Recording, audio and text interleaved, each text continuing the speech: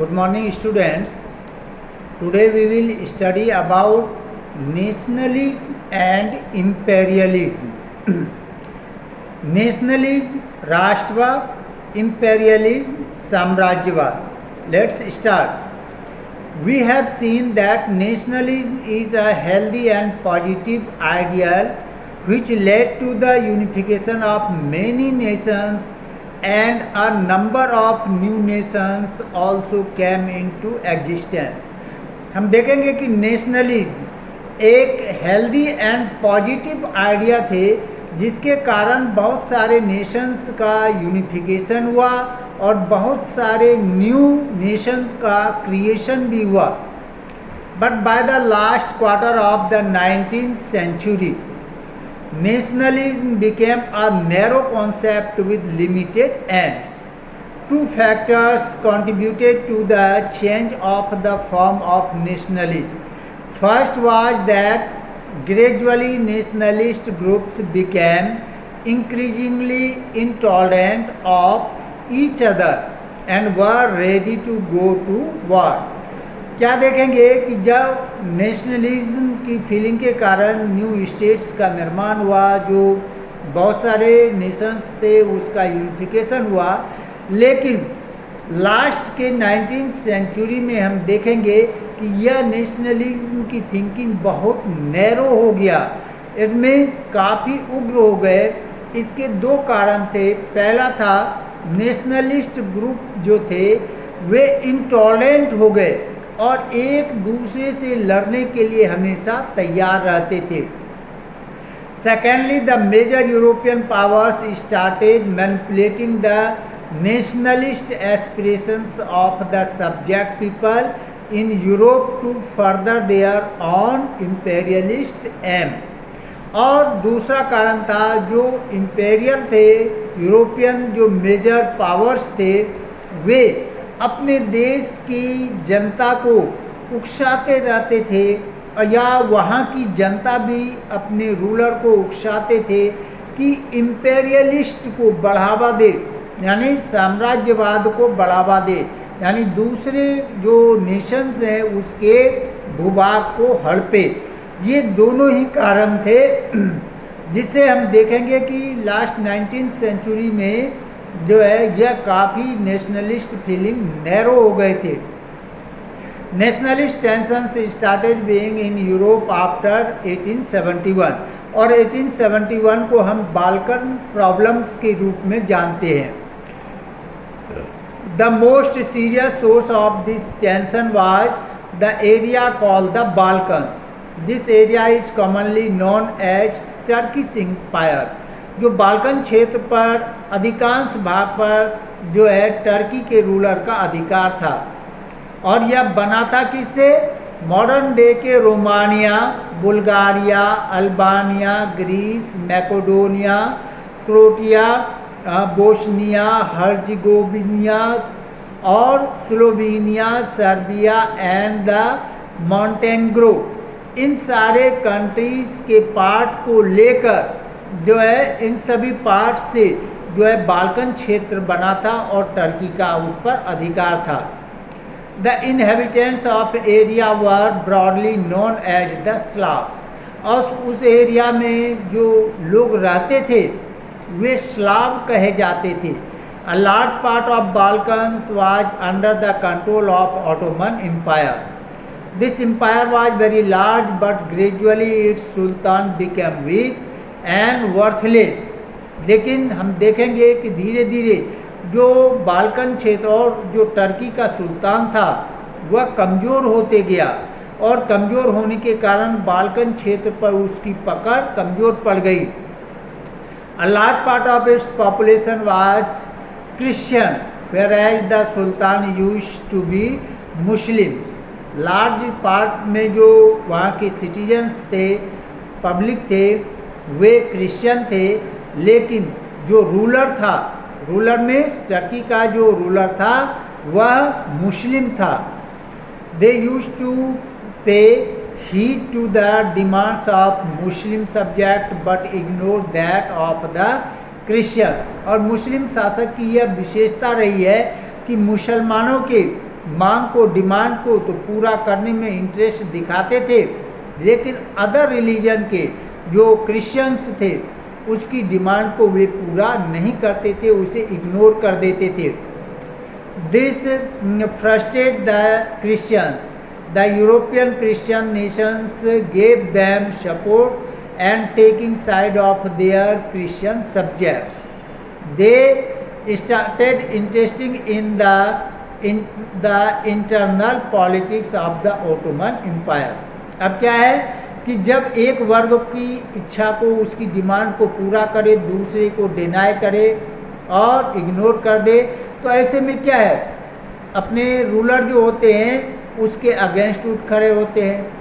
इससे जो क्रिश्चियंस थे बाल्कन क्षेत्र में, वे वहाँ के टर्की के सुल्तान से नाराज़ हो गए और यूरोपियन पावर्स जो थे वे वहाँ के क्रिश्चियन को भड़काने लगे, उन्हें सपोर्ट करने लगे और ओटोमन एम्पायर की जो इंटरनल पॉलिटिक्स थी उसमें भी हस्तक्षेप करने लगे। As a result the Ottoman empire became an arena of the politics of European countries, and it seemed as if this empire would disintegrate and collapse. अब क्या है, जब टर्की के आंतरिक राजनीति में यूरोपियन पावर हस्तक्षेप करने लगे तो ऐसा लगा कि टर्की जो है कोलैप्स कर जाएगा, उसका डिसइंटीग्रेशन होगा और वह कोलैप्स हो जाएगा। To avoid this, the Ottoman Empire throughout the 19th century sought to strengthen itself through modernization and internal reform. अब क्या है, इससे बचने के लिए टर्की के जो रूलर थे वे सुधार करना चाहे, मॉडर्नाइज करना चाहे और अपने पावर को बढ़ाना चाहे, but with very little success. इसमें बहुत कम सफलता मिली क्योंकि उसके विकास कार्य का जो बाल्कन एरियाज के क्रिश्चियन थे वही विरोध करने लगे। Only by one it's European subject nationalist Brock away from its control and declared independence. एक एक करके जो उस क्षेत्र में, जो बाल्कन क्षेत्र में क्रिश्चियन स्टेट थे, वे वो टर्की के रूल से अपने आप को स्वतंत्र करने के लिए संघर्ष करने लगे और अपने आप को इंडिपेंडेंस घोषित करने लगे। The Balkan peoples based their claims for independence और political rights on the nationality. They used history to prove that they had once been independent but subsequently been subjected by foreign powers. Hence the rebellious nationalists in the Balkan thought of the struggle as attempts to win back their long lost independence.